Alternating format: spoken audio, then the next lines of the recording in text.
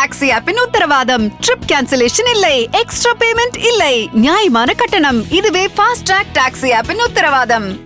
அதிமுக பாஜக தனித்து நிற்கிறது பாஜக திட்டம் அப்படின்னு சொல்றார் திரு திருமாவளவனுடைய இந்த கூற்று ஏற்றுக்கொள்ளக்கூடியதா? 100 விழுக்காடு ஏற்றுக்கொள்ளக்கூடியது. ஏன்னா நான் ஏற்கனவே தனியரசு பலமுறை பாரதிய ஜனதா கட்சி கூட்டையில் இருந்து அண்ணா திராவிட முன்னேற்ற கழகம் அதாவது எடப்பாடி விலகி இருக்கிறார். ஆனால் அவர்களுடைய அந்த திரைமறைவு அவர்களுடைய ஒப்பந்தத்தின் அடிப்படையில் அல்லது பாஜகவினுடைய மோடியினுடைய விருப்பத்தின் அடிப்படையில தான் எடப்பாடி இப்படி தனித்து நிற்கிறார் அப்படிங்கிறத நான் பலமுறை பல மாதங்களாக அவர் பிரிந்த காலத்திலிருந்து நான் அதை வெளிப்படையா பேசினேன். என்ன ஒப்பந்தம் திரு எடப்பாடிக்கும் திராவிட முன்னேற்ற கழகத்தினுடைய இல்ல இப்ப மோடியுடைய வாக்குகளும் அண்ணா திராவிட முன்னேற்ற கழக எடப்பாடியுடைய வாக்குகளும் ஒரே வாக்கு தான். அப்ப இந்த வாக்குகள் திராவிட முன்னேற்ற கழகத்திற்கு அதாவது பாஜகவினுடைய எதிர்ப்பு வாக்குகள் திராவிட முன்னேற்ற கழக அணியில் அது குவிந்து கிடக்கிறது. அப்ப அதை குறைப்பதற்கு அதை சிதைப்பதற்கு ஒரே வழி எடப்பாடியை தனித்து நிற்க வைப்பதுதான் அப்படிங்கிறது மோடியுடைய விருப்பம் அல்லது பாஜகவுடைய டெல்லி விருப்பம். அந்த விருப்பத்தின் அடிப்படையில தான் எடப்பாடி தனித்து வந்து ஒரு தனி அணியை கட்டுவதற்கு முயற்சிக்கிறார். அதாவது அவருடைய பாஜகவினுடைய ஒரே திட்டத்தின் அடிப்படையில தான் எடப்பாடி அவருடைய கட்டுப்பாட்டில் இருக்கிறாருங்கிறத நான் பலமுறை அதை சொல்லியிருக்கேன். அதே மாதிரி தான் எடப்பாடி நடந்துக்கிறார், டெல்லி பாஜகவுடைய தலைமையும் நடந்து கொள்கிறது.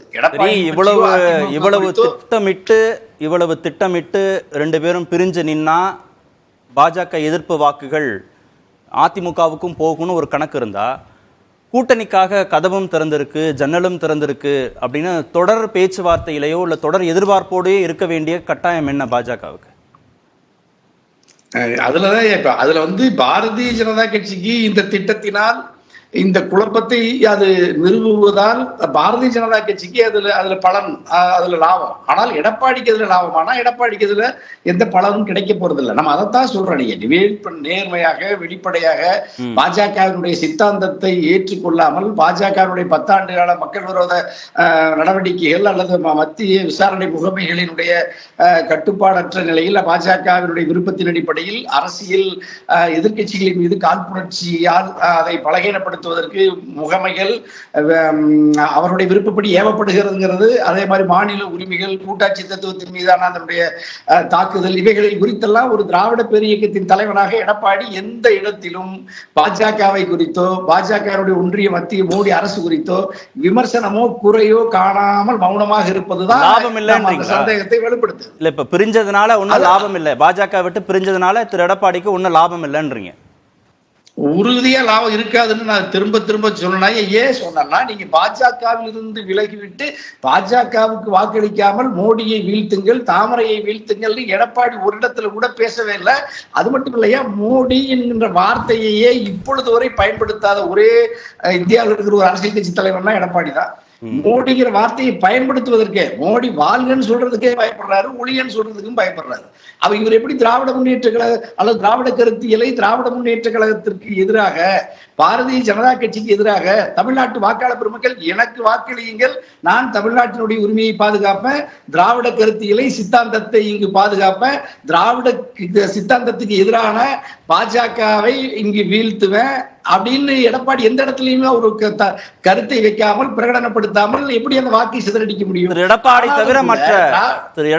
தவிர மற்ற 2ஆம் கட்ட தலைவர்கள் எல்லோரும் பாஜகவுக்கு எதிராக பேசுறாங்க. டெல்லி பாஜகவுக்கு எதிராக பேசவே மாட்டாங்க, வாயே திறக்க மாட்டாங்க. அதுல வந்து நீங்க அண்ணாமலை குறித்து பேசுவாங்க, வேறு வகையில பேசுவாங்க. மோடி அமித்ஷா மத்திய அரசாங்கத்தினுடைய திட்டம் குறித்து எந்த இடத்திலாவது மோடிக்கு வலது இடதுமாக இருக்கிற அதிமுகவுடைய இதயமாக இருக்கிற நம்முடைய எஸ்பி வேலுமணியோ தங்கமணியோ பேசுவாங்களா? ஐயா ஒரு வார்த்தை பேச சொல்லுங்க. எடப்பாடி, தங்கமணி, வேலுமணி இவங்க தான் அதிமுகவினுடைய பவர் சென்டர். இவங்களை மீறி 3 பேருக்கு தவிர அதிமுகவுக்கு இன்னொரு சக்தி இல்லவே இல்லை. அந்த 3 பேரில் யார் ஒருவராவது ஒன்றிய பாஜக மோடி அரசை வீழ்த்த திராவிட முன்னேற்ற கழகத்தினுடைய இந்த 3 ஆண்டு கால ஒரு மெத்தனமான அரசியலுக்கு முடிவு கட்ட நாடாளுமன்ற தேர்தலில் அதிமுகவுக்கு வாக்களியுங்கள், நாங்கள் தந்தை பெரியார் பேரறிஞர் அண்ணா புரட்சி தலைவர் அப்பா கட்டி காத்த இந்த திராவிட சித்தாந்தத்தை பாதுகாப்பதற்கு, மாநில கூட்டாட்சியை நிறுவுவதற்கு, மோடியினுடைய இந்த எதிர்ச்சதிகார போக்கை தடுத்து நிறுத்துவதற்கு எனக்கு வாக்களிங்கன்னு தங்கமணி, வேலுமணி, எடப்பாடி சொல்றாங்கன்னா பரவாயில்ல, கேட்கவே மாட்டாங்க. ஃபாஸ்ட் ட்ராக் டாக்ஸி ஆப்பின் உத்தரவாதம், ட்ரிப் கேன்சலேஷன் இல்லை, எக்ஸ்ட்ரா பேமெண்ட் இல்லை, நியாயமான கட்டணம். இதுவே ஃபாஸ்ட் ட்ராக் டாக்ஸி ஆப்பின் உத்தரவாதம்.